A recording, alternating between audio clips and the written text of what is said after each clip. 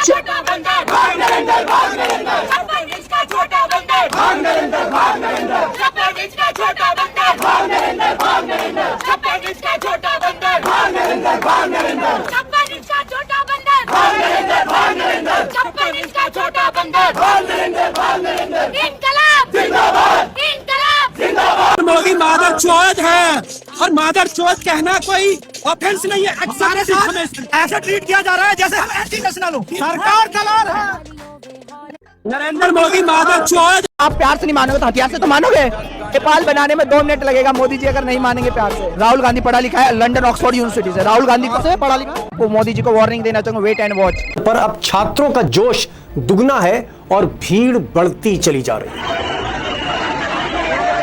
और जंतर मंतर ही नहीं, पूरे देश में छात्रों का ये जोश देखकर आज आंदोलन के नेता आशुतोष रानका ने कहा कि 20 जुलाई जो देश ने देखा वो तो ट्रेलर था, असली प्रदर्शन तो अब होने जा रहा है जो हिंदुस्तान में कभी हुआ नहीं। रानका का कहना है कि मिलियंस ऑफ स्टूडेंट्स यानी लाखों लाख छात्र दिल्ली कूच करेंगे।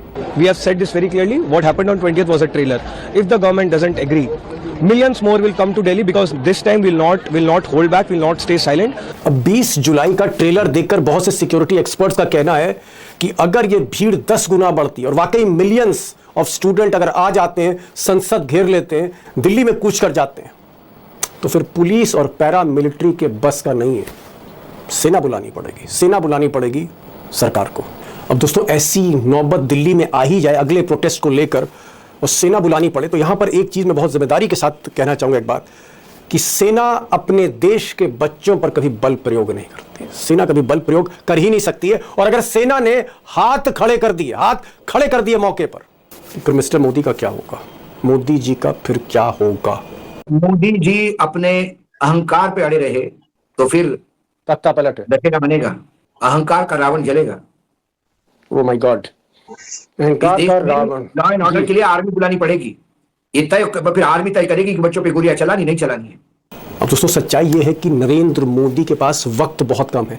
अगले प्रोटेस्ट से पहले अगर वो धर्मेंद्र प्रधान को नहीं हटाते, अगर वो शिक्षा मंत्री का इस्तीफा नहीं लेते जो प्राइमरी डिमांड है स्टूडेंट्स की, तो फिर स्थिति विस्फोटक हो सकती है, उनके कंट्रोल से बाहर हो सकती है। और मैं ये बात इसलिए कह रहा हूं कि आज फिर छात्रों ने दोहराया है कि हमें धर्मेंद्र प्रधान का इस्तीफा चाहिए और जब ये इस्तीफा हमें मिलेगा तभी हम यहां से हटेंगे। यानी धर्मेंद्र प्रधान सरकार से हटेंगे तभी हम यहां से हटेंगे जंतर मंतर से। आपने एक बहुत क्लियरली डिमांड रखी है, कल दीपके ने उसके बारे में बात भी की थी। कोई भी प्रोटेस्टर पे किसी भी प्रकार की एफआईआर या फ्यूचर एफआईआर हम लॉन्च नहीं होने देंगे, उसके बिना ये प्रोटेस्ट खत्म नहीं होगा। उधर संसद में भी आज माहौल पूरी तरह गर्म रहा। राहुल गांधी ने एक घेराबंदी कर रखी थी और जब राज्यसभा कुछ देर के लिए शुरू हुई तो नेता विपक्ष जो राज्यसभा में है, कांग्रेस के अध्यक्ष हैं मल्लिकार्जुन खड़गे, उन्होंने कहा कि यह बहस तभी शुरू होगी जब मिस्टर धर्मेंद्र प्रधान इस्तीफा देंगे। पहले इस्तीफा दे तब डिबेट शुरू होगा पार्लियामेंट में। गवर्नमेंट को वो रिजिग्नेशन दिलाए,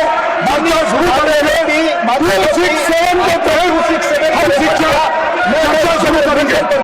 दूसरा अमित शाह और जेपी नड्डा, इनकी आज बैठक हुई और बाद में यह तय किया गया कि जेपी नड्डा और प्राइम मिनिस्टर ऑफिस के राज्य मंत्री डॉक्टर जितेंद्र सिंह ये सोनम वांगचुक से मिलेंगे, तो वो वहाँ मिलने गए।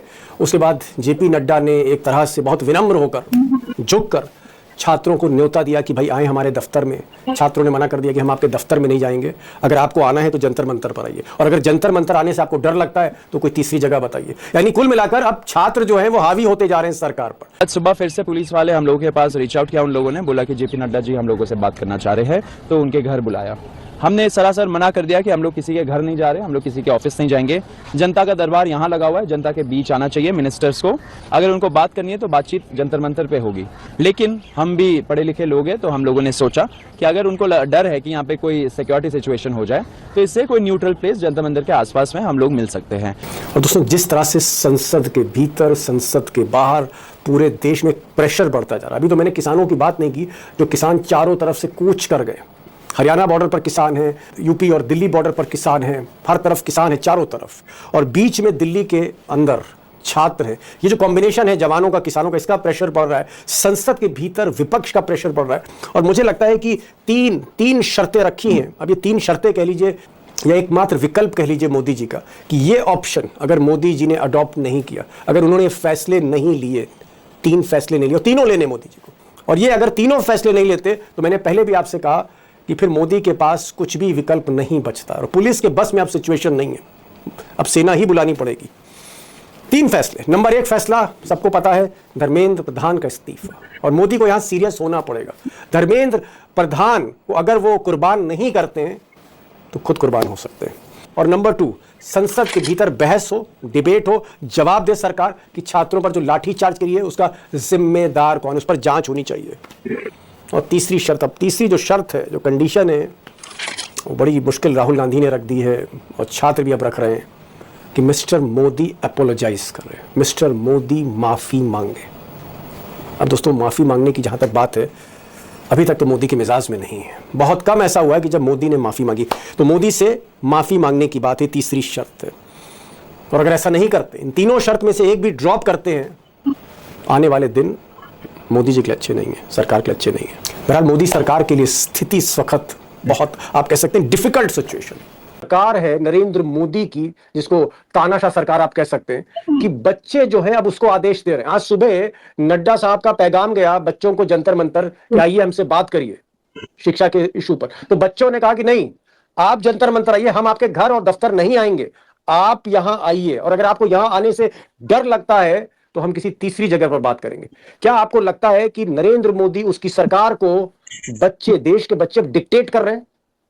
यकीनन दीपक भाई, पहली बार ऊंट पहाड़ के नीचे आया, और मैं कहूं पहाड़ के नीचे मोदी का, बिल्कुल। और यदि मैं और स्ट्रेट फॉरवर्ड बोलूं, मेरी भाषा में बोलूं, तो कई सालों से एक मदमस्त पागल सांड पहली बार नकेल डाली है किसी ने।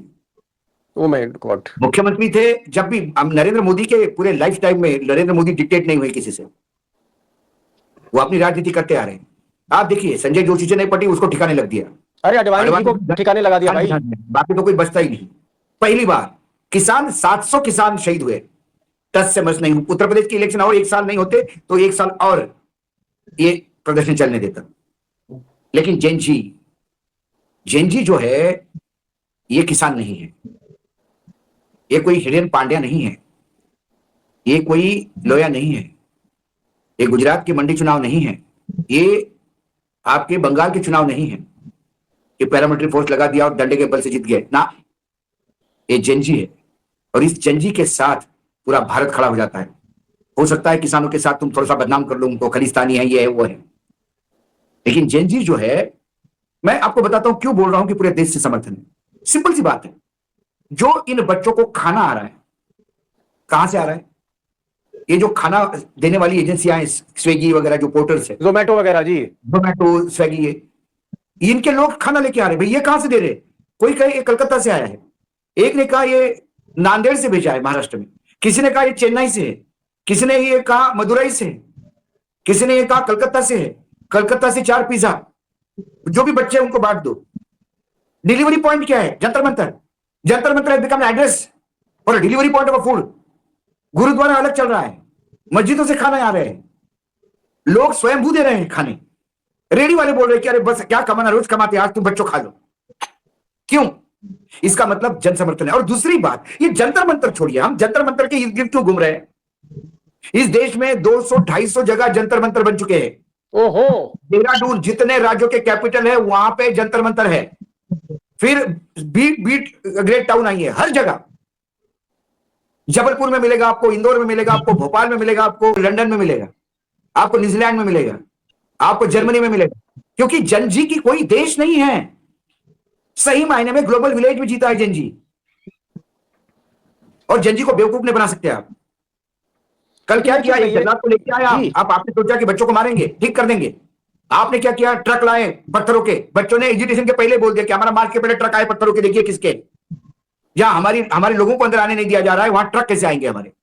टूटी फूटी गाड़ियां ला के रख दी। दिल्ली पुलिस की गाड़ी है, जो एंकर और एंकर चिल्ला रहे ना, दिल्ली पुलिस की गाड़ी तोड़ी, दिल्ली पुलिस की गाड़ी तोड़ी। ये पिछले दंगे में टूटी हुई गाड़ी है। एक इंपॉर्टेंट सवाल टाइगर आपसे करना चाहूंगा। आज आशुतोष रानका ने कहा, जो स्पोक्स पर्सन है, उन्होंने कहा कि अभी तो ये ट्रेलर है, जो आपने 20 जुलाई को देखा, ये ट्रेलर है। नाउ मिलियंस आर कमिंग, लाखों लाख बच्चे आ रहे हैं। क्या आपको लगता है समय बहुत कम है मोदी के पास? बिल्कुल, 7-8 दिन का समय है, और अगर धर्मेंद्र प्रधान को कुर्बान नहीं किया तो मोदी की सरकार खुद कुर्बान हो सकती है। बिल्कुल हो सकती है। आप मुझे बताइए, आपको क्या करेगा? आपके पास एक ही रास्ता है बस बचता हुआ। आपको चाइना जैसा ताइवान स्क्वायर में जो चाइना ने किया था, कई हजार बच्चों को टैंक चढ़ा के मार दिया था, ऐसे ही आपको मारना होगा। एक बड़ा नरसंहार होगा दिल्ली में। ये बच्चे हटेंगे नहीं, ये बच्चे हटेंगे नहीं, किसी के कहने पे हटेंगे नहीं, ये बच्चे किसी के कहने पे आए नहीं। ये अपनी लड़ाई लड़ रहे हैं। और मैं ये नहीं कहता कि दीपिके के हाथ में ही इसका वो है, दीपिके एक चेहरा हो सकता है, लेकिन अब ये बच्चों ने, जेनजी ने टेक ओवर कर लिया है। अब दीपिके भी चाहे कुछ इस कंट्रोल नहीं कर सकता इसको। कल दीपिके बोलेगा चलो चलो बंद करो, नहीं सुनेगा कोई। और सबसे ज्यादा लोग जिनकी टांग तोड़ दी पुलिस ने, वो टांग पे प्लास्टर चढ़ा के आ गया है। जज्बात देखिए। बोले वैसा भी मरना ही है ना, जब नौकरियां नहीं है, शिक्षा नीति में आप हमको पेपर लीक करके अपने बच्चों, अपने जिनके पास पैसे है उन्हीं को डॉक्टर बनवा रहे हो। इनफैक्ट देखिए, छोटे छोटे बच्चों के सोशल मीडिया पे मैसेजेस है, 9 साल के, 8 साल के, मोदी अंकल जाइए प्लीज, अब बहुत हो गया, हमारे भविष्य को क्यों। एक छोटी बेटी का 3-4 साल की, 4-5 साल की बच्ची होगी, वो रो रही थी। वो बोले मेरा एक भाई है, मैं बहुत प्यार करती हूँ उससे, कल उसका पेपर लीक हो गया तो, उसने कुछ कर लिया तो मैं बगैर भाई के बगैर कैसे जीऊंगी। ये छोटे बच्चे के मन में चला गया है। और एक बार मन में एनग्रेव कर लिया ना, तो जैसे आपने अंधभक्त बनाए, वैसे आपने यदि आपके खिलाफ घृणा करने वाले फैला देंगे तो ये बहुत बड़ी बात होगी। ये बोल लग रहा है कि अमित शाह और नरेंद्र मोदी के बीच में भी थोड़ी सी अनबन सी दिख रही, क्योंकि prime minister office, home minister जो अमित शाह का, उससे खुश नहीं है। इंटेलिजेंस ब्यूरो ने गलत असेसमेंट किया, पुलिस का जो है, पुलिस का जो था वो गलत है। पूरा इशू जो है वो बहुत ही बुरी तरह से फंस गया है। इन्होंने अपना पुराना जो फरेब और षड्यंत्र होता है कि पुलिस की गाड़ियां पुलिस ही तोड़ेंगे, हम स्टेटमेंट दे देंगे, 150 पुलिसकर्मी जख्मी है। अब इसमें तो कोई पुलिसकर्मी एक आध जख्मी हो गया होगा, वहां जाके कमिश्नर बैठ गए, फोटो खिंचवा लिए, वीडियो दिखाई ना। मैं तो कहता हूं सोशल मीडिया, पुलिस तो कैमरे लेके घूमती है भाई, सीसीटीवी फुटेज है पुलिस के पास, फुटेज दिखाइए, और फुटेज इसी आंदोलन का दिखाइए। मणिपुर के लोग जो मार रहे पुलिसों को, वो मत दिखाइए। यहाँ का पुलिस, यहाँ का दिखाइए, यहाँ का एक वीडियो दिखाइए जहां बच्चे मार रहे हैं, और यहाँ 1 लाख वीडियो है जहां पुलिस ब्रूटलिटी से, अरे कीले लगा के कोई मारता है दीपक भाई, पूरी शरीर छलनी हो गया बच्चों का, 60 70 उसको छेद हुए हैं शरीर में, किलो के मार्क है, 70 डंडे बरसाए उसको, उस पे आपने निर्दयी होके लड़कियों के कपड़े फाड़ रहे हैं आप। लड़की को मारने के पहले सोचना चाहिए। एक पुलिस इंस्पेक्टर लड़की को मार रहा है, छोटी लड़की को सटाक करके, कोई उसका नाम भी आया था कोई जी, और ये साइकिक लोग हैं, ये जो महिला जिसने पोस्ट किया और इतनी बुरी तरह से मार रही है, जैसे जानवरों को भी नहीं पिटता होगा उसके वीडियो से, वो साइकिक केस है। खेल किसका है ये खेल? मोदी के लोगों ने फंसा दिया। नहीं देखिए, ये पूरा हैंडल अमित शाह कर रहे थे। हम जब कह रहे हैं कि सरकार और देश अमित शाह ही चला रहे हैं, तो फिर अब मोदी तो फेस है सिर्फ। तो अमित शाह कहाँ फेल हो गए? अमित शाह ने एस्टिमेट कर लिया, अमित शाह बढ़ गया, अमित शाह इंटेलिजेंस में फेल हो गए। ये जो अधिकारियों ने उनको बताया था मार के भगा देंगे, नहीं भगा पाए। अब एक ही रास्ता है कि सबको मारना ही पड़ेगा जान से, तभी हो सकता है। और क्या देश इसके लिए तैयार है? क्योंकि पूरा विश्व देख रहा है इसको। अब now entire world is watching India, CNN से लेकर बीबीसी तक सब लोग। बीबीसी की रिपोर्टर, मुझे ताज्जुब लगा, वो महिला रिपोर्टर पूरे लाठीचार्ज के बीच में घूम घूम के रिपोर्टिंग कर रही है। और हमारे यहाँ ये पामेरियन एंकर और एंकरनिया आंदोलनकारियों को हिंसा नहीं करनी चाहिए, आंदोलनकारियों को हिंसा नहीं करनी चाहिए। जी, तो ये थी आज की वीडियो। अगर वीडियो पसंद आई है तो वीडियो को लाइक करें। अगर आप इंडियन रिएक्शन देखना पसंद करते हैं तो हमारे चैनल को सब्सक्राइब करें, बेल आइकन को प्रेस करें, ताकि हमारी आने वाली हर नई अपडेट सबसे पहले आप तक पहुंच सके। मिलते हैं नेक्स्ट वीडियो में, तब तक के लिए अल्लाह हाफिज।